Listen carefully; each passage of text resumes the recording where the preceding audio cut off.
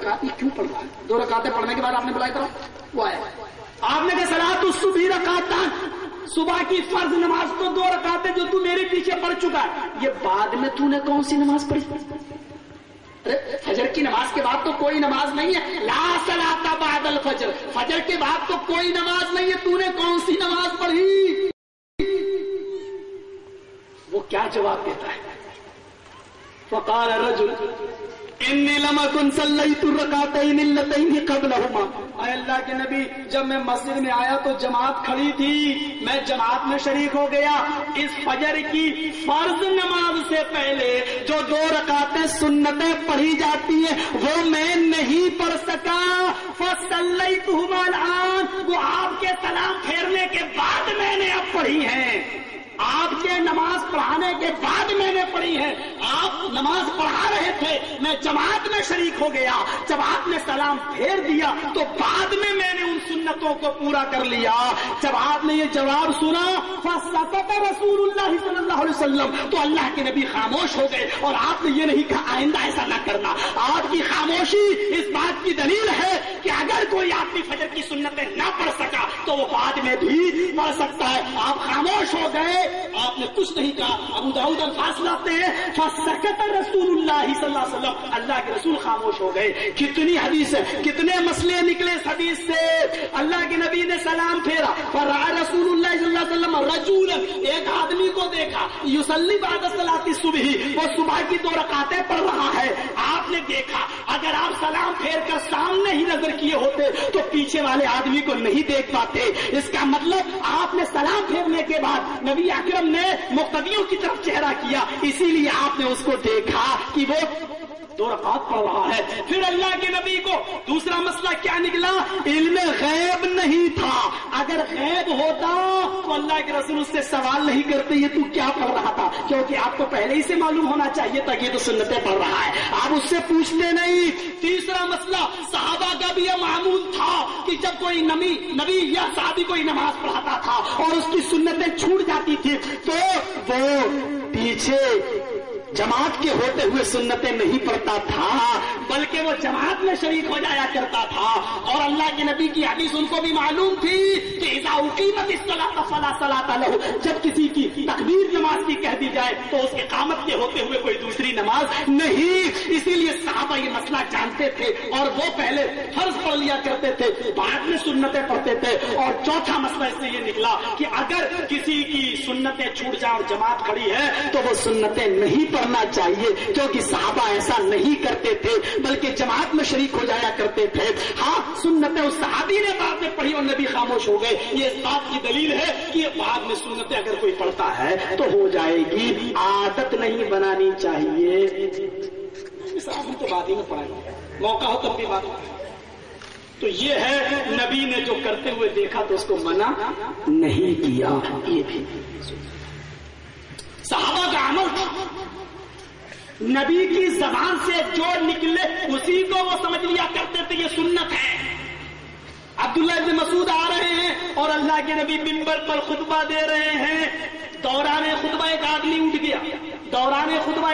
उठ गया, अल्लाह के नबी ने कहा इजलिस, बैठ जाओ। अब्दुल्लाह इब्न मसूद वहां से वुजू बना के आ रहे हैं मस्जिद से, एक पैर मस्जिद के बाहर है और एक पैर मस्जिद के अंदर है। गौर करना, तसव्वुर देखिए, एक पैर मस्जिद में दाखिल हो चुका है दाहिना, बायां पैर मस्जिद के बाहर है और इसी वक्त उनके कानों में आवाज गई इजलिस, बैठ जा।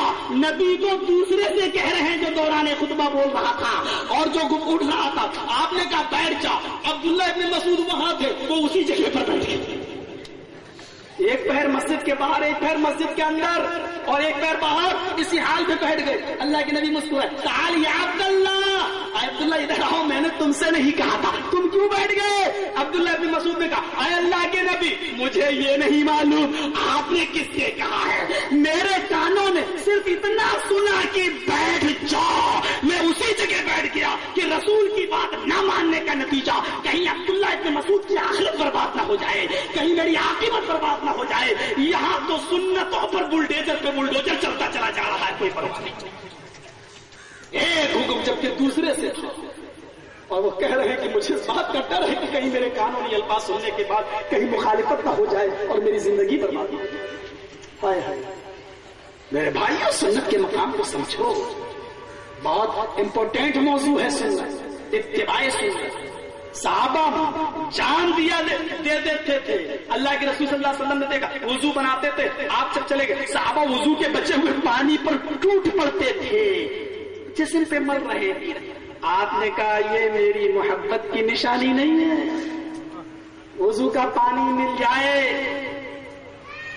تو بدن پہ مل لو، یہ تبرک نہیں ہے اور اس سے کچھ حاصل ہونے والا نہیں ہے.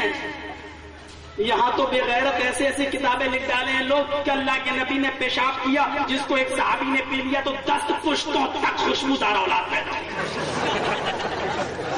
نعوذ باللہ من ذالک. ایسی ایسے واقعات لکھ ڈالے کتابوں کے اندر کہ پڑھتے ہوئے شرم آتی ہے لیکن پڑھنا پڑتا ہے کیونکہ پوسٹ مارٹم کرنا پڑتا ہے.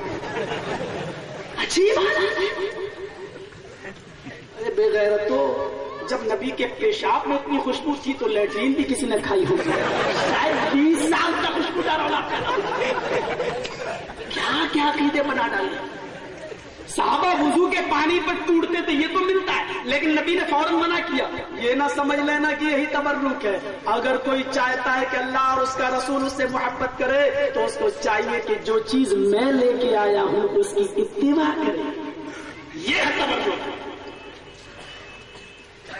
اجمیر میں کبھی چلے جائیے تو جس کو بال دکھایا جاتا ہے وہ کھڑا ہو جائے گا، میرے صاحب نبی کا بال ہے. نبی کے بال کو دیکھ کر کھڑا ہونا پڑے گا کیونکہ یہ عزت ہے.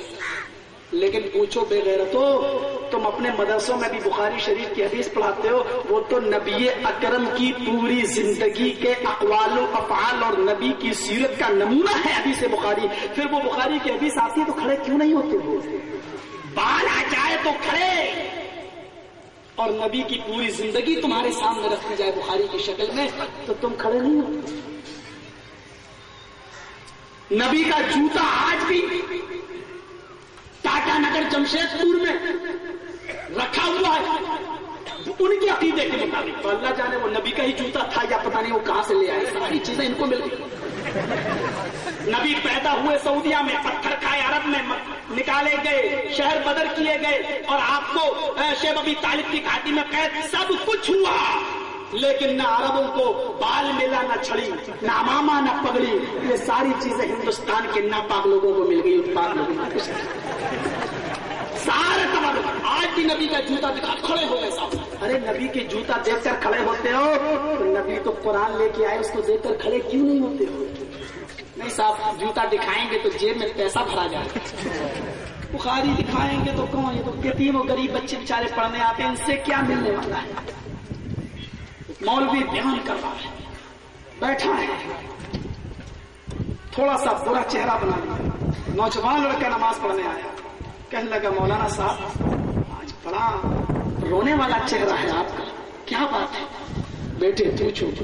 میں نے صاحب بتائیے کیا پریشانی آپ کی؟ نہیں کیا بتاؤں بیٹا، آج میں نے رات میں تیرے باپ کو خواب میں دیکھا ہے، بھوکا ہے وہ جنت کے برزخی زندگی میں، کھانا نہیں ملا ہے، کھانا مانگ رہا ہے.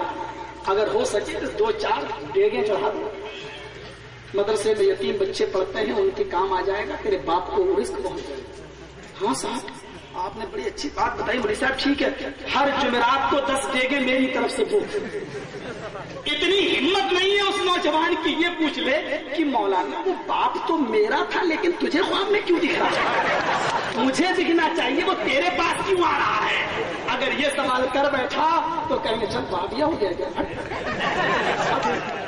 سوال کرنے والا کوئی پوچھنے والا نہیں. صاحب باپ تو میرا تھا، مجھ سے کہتا بیٹا میرے لیے 10 دیگیں چڑھا دینا، وہ تجھے کیوں دکھ رہا ہے خواب میں؟ سارے خواب انہی کو دکھتے ہیں، انہی کو. عبرت حاصل کرو میرے بھائی.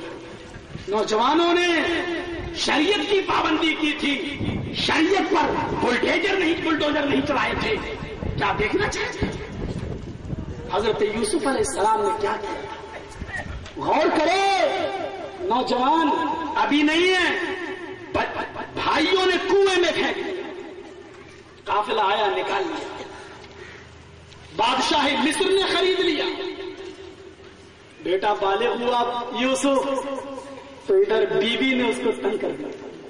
پریشانیاں کتنی آتی ہیں، یہاں تو پورے ہندوستان میں ایک عقیدے کو لے کر ہنگامہ شروع کر دیا اور پورے ہندوستان میں اسلام کو رسوا کر دیا گیا۔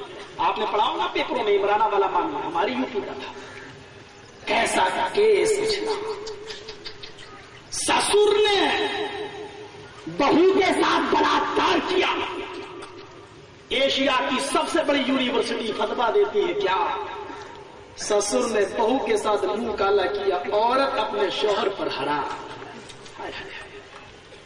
کہاں کا مسئلہ تھا، کون سی حدیث سے لیا تھا؟